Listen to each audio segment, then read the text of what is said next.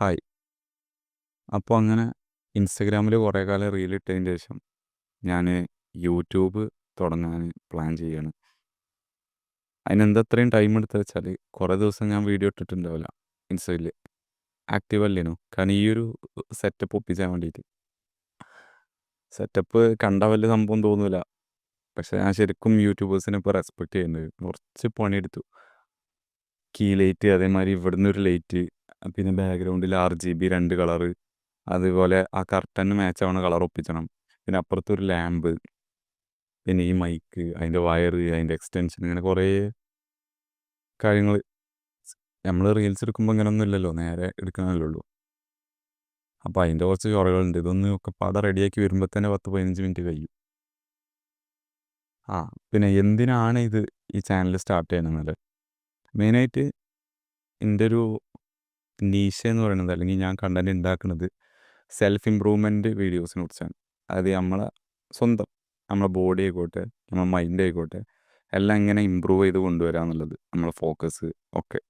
അതായത് മനുഷ്യന്മാരുടെ പ്രൈമിൽ എങ്ങനെ എത്താൻ പറ്റും എന്നുള്ളത്. പല ആൾക്കാർക്കും അതിൽ വിശ്വാസമല്ല, നമ്മളെങ്ങനെയാണോ അതേപോലെ തന്നെ ആയിരിക്കും എന്നൊക്കെയാണ്. പക്ഷെ അങ്ങനെയൊന്നുമില്ല.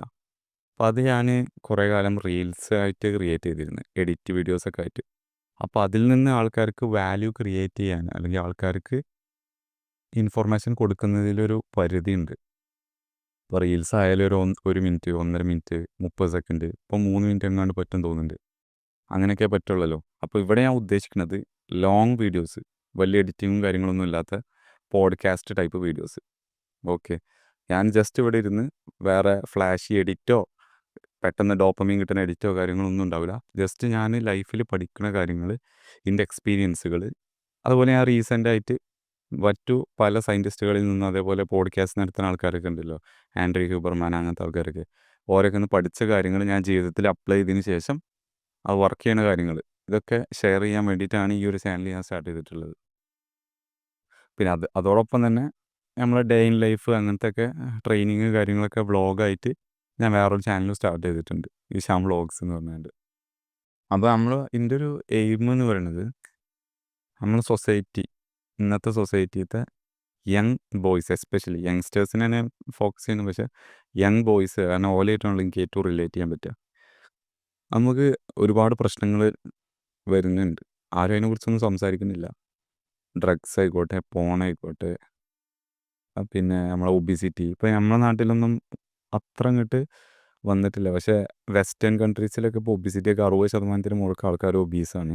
അതുമാതിരി സ്കിന്നി ഫാറ്റ് ആൾക്കാർ, ഗൈനക്കോമാസ്റ്റി വന്ന ചെറുക്കന്മാർ, ആരെന്തെല്ലാം. നമ്മൾ ശരിക്കൊരു ഒരിക്കലും ടോക്സിക് മാസ്കുലിനിറ്റി അങ്ങനെയൊന്നുമല്ല. ശരിക്കും ഒരാണ് സ്ട്രോങ് ആയിരിക്കണം, ഫിസിക്കലി സ്ട്രോങ് ആയിരിക്കണം, അത്യാവശ്യം കുഴപ്പമില്ലാത്ത ബോഡി ഉണ്ടായിരിക്കണം, ഇൻ്റലിജൻ്റ് ആയിരിക്കണം, ഫോക്കസ് ഉണ്ടാവണം, ഇത് കാര്യങ്ങളൊക്കെ ഉണ്ട്. പക്ഷേ ഇന്നത്തെ ചെറുക്കന്മാരൊക്കെ അധികവും വീഡിയോ വീഡിയോ ഗെയിം, അല്ല പെസ്സ്, പബ്ജി, പിന്നെ അതേമാതിരി ഡ്രഗ്സ്, പോണ്, ഇങ്ങനത്തെ സംഭവങ്ങളൊക്കെ നമ്മളെ സൊസൈറ്റീനെ നാശാക്കിക്കൊണ്ടിരിക്കുകയാണ്.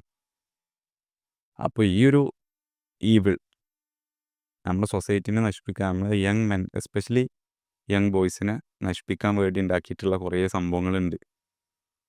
അത് പണ്ടൊട്ടേ ഉണ്ട്. പക്ഷെ ഇപ്പോൾ സോഷ്യൽ മീഡിയയിലും ആയിക്കോട്ടെ, അല്ലെങ്കിൽ ആയിക്കോട്ടെ, ഡ്രഗ്സ് ആയിക്കോട്ടെ, ഇങ്ങനെ ഒരുപാട് സംഭവങ്ങൾ. ഇപ്പോൾ ഫുഡ് തന്നെ ഒന്ന് എടുത്ത് നോക്കിയാൽ മതി, പാക്ക്ഡ് ഐറ്റംസും. ഇപ്പോൾ ഡ്രസ്സിങ്ങിൽ തന്നെ ഒരുപാട് പ്രശ്നങ്ങളുണ്ട്, പോളിയസ്റ്റർ കാര്യങ്ങൾ, വെള്ളത്തിൽ മൈക്രോ പ്ലാസ്റ്റിക്സ്, ഒരുപാട് പ്രശ്നങ്ങളുണ്ട്.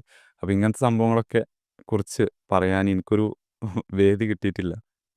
കാരണം എനിക്ക് ഓർമ്മയുണ്ട് ഇതിനെക്കുറിച്ച് പറയാൻ.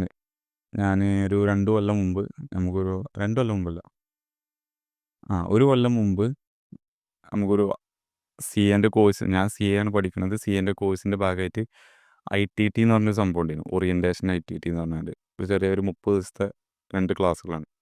അതിൽ ITTയിൽ പ്രസൻറ്റേഷൻ അവതരിപ്പിക്കാനുണ്ട്.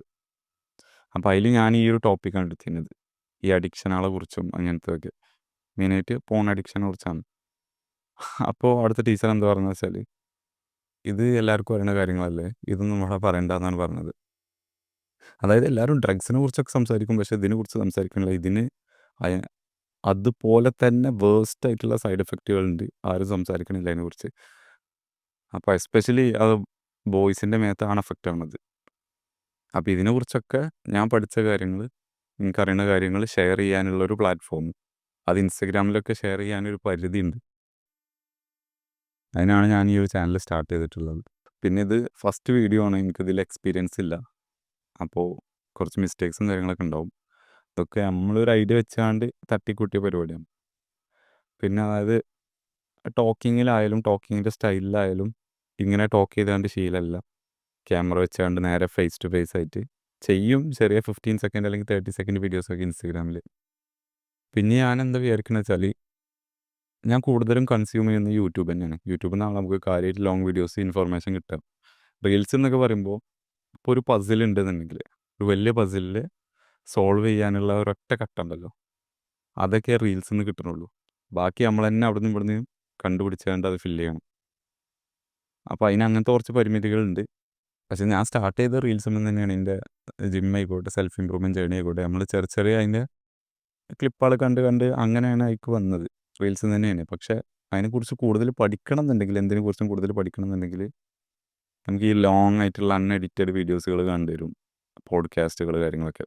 അപ്പോൾ ഇതും ഞാൻ അങ്ങനെ ഒരു ചാനലായിക്കാണ്ട് മുന്നോട്ട് കൊണ്ടുപോകാനാണ് വിചാരിക്കുന്നത്. ഇൻഫോർമേഷൻ ആൾക്കാരിലേക്ക് എത്തിക്കുക എന്നുള്ളത്, നമ്മളെ എക്സ്പീരിയൻസ്, നമ്മളൊരു പോയിൻ്റ് ഓഫ് വ്യൂ ആൾക്കാർക്ക് എത്തിക്കുക എന്നുള്ളത്. ഇങ്ങനത്തെ ടോപ്പിക്കുകളുണ്ടല്ലോ സെൽഫ് ഇമ്പ്രൂവ്മെൻ്റ് ആയിട്ട് റിലേറ്റ് ആയിട്ടുള്ള, ഇതിൻ്റെ ഒരു പ്രശ്നം എന്ന് പറയുന്നത്, ഇത് നമുക്ക് സ്കൂളിലോ ഈ ഫോർമൽ എഡ്യൂക്കേഷൻ സിസ്റ്റത്തിൽ നമുക്കിത് പഠിപ്പിച്ചു തരുന്നില്ല. ഉണ്ടോ?